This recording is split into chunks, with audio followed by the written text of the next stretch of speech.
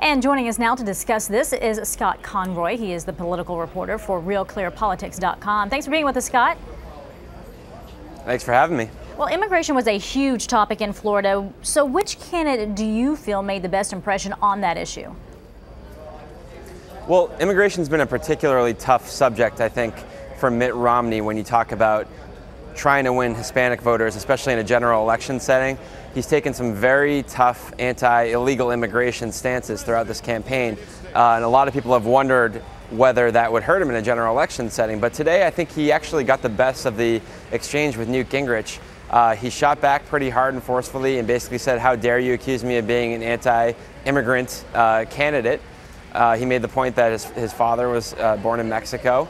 And Gingrich sort of had to back down a little bit. Romney noted that Gingrich had an ad up, which Marco Rubio, the senator from Florida, asked him to take down, and he did so. And I thought Mitt Romney did a very good job with that issue tonight here in Florida. Overall, who do you think has the momentum, because we're 4 days away from the Florida primary?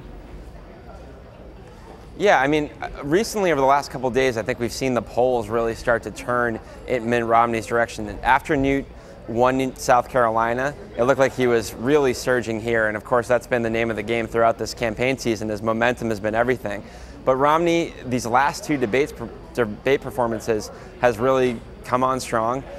He's ahead in the most recent polls, and I think by most people's estimations, Newt Gingrich had to do something to stem that tide and had to do something dramatic to really get back ahead of the game. And I think that the consensus is that he was really playing defense more than offense this time, much more than we're used to. We're used to seeing him being uber aggressive, really just going after his opponents, and especially Romney, in a very visceral, tough way. And that's been great for him throughout this campaign for the most part. But he just seemed a little bit off his game to me here tonight. Well, Scott, Newt Gingrich's strongest moment recently perhaps was the moment that helped him win South Carolina, and that's when he attacked the moderator for asking a question about his ex-wife. Well, this time, once again, he attacked a question, but it might have backfired on him. So let's take a listen to that. Are you satisfied right now with the level of transparency as far as his personal finances? Well, you and I have a great relationship. It goes back a long way. I'm with him. This is a nonsense question.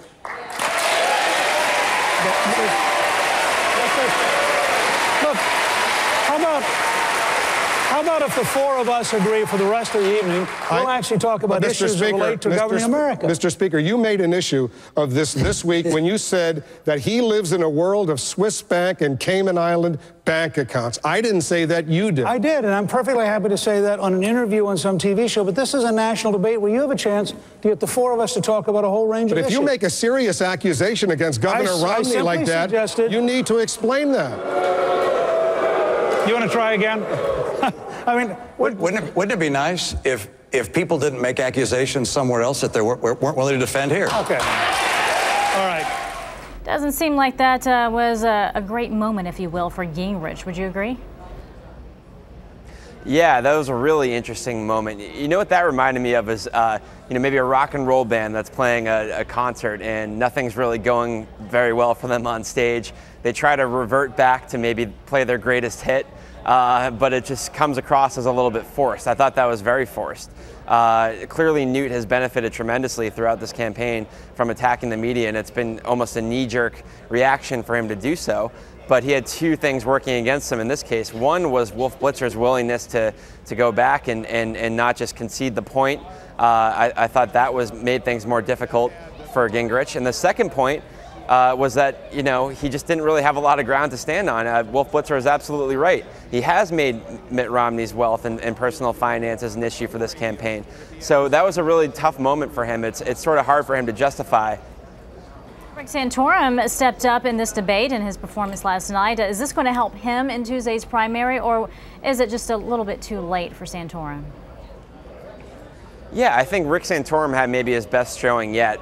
He's actually been really strong in all the debates, but he's fading in the polls here. He's not anywhere near the top two, Romney and Gingrich. And also, he himself has said that he's basically going to pull out of Florida, or his campaign is taking off some of the events they had scheduled after this weekend, which basically lends you to believe that they don't have a lot of confidence that they're going to do well here. They're going to look for greener pastures, so to speak. I wonder if they'll maybe rethink that strategy after tonight, because, you know, I've seen Santorum events here a couple times, and he really does maintain a hardcore base of support that I think they're not willing to consider someone like Gingrich. They have a lot of questions, many of Santorum supporters, about Newt's personal history and other issues. So I think that maybe he might find that the environment might start looking a little bit nicer for him. Rick Santorum's problem, though, is he doesn't have Newt Gingrich's money. He doesn't have the resources in a state that's this expensive, one of the most expensive states in the country, to air advertisements, to stay on the air, and that makes things very difficult for him. Well, what about Ron Paul? How is he faring in all this, and is he in it for the long haul? Can he withstand continued primaries?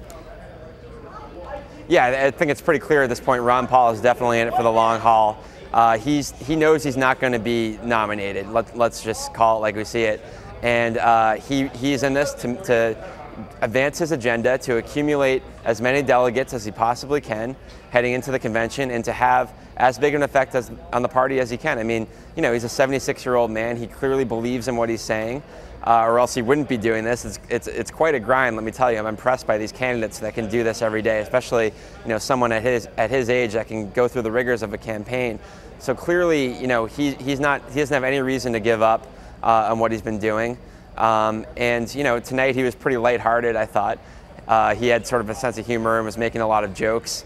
Challenged some of the candidates to a 25-mile bike ride, and no one took him at it. So it seems like Ron Paul is definitely in it for the long haul. Scott Conroy, thanks so much for your time. We appreciate it, with RealClearPolitics.com.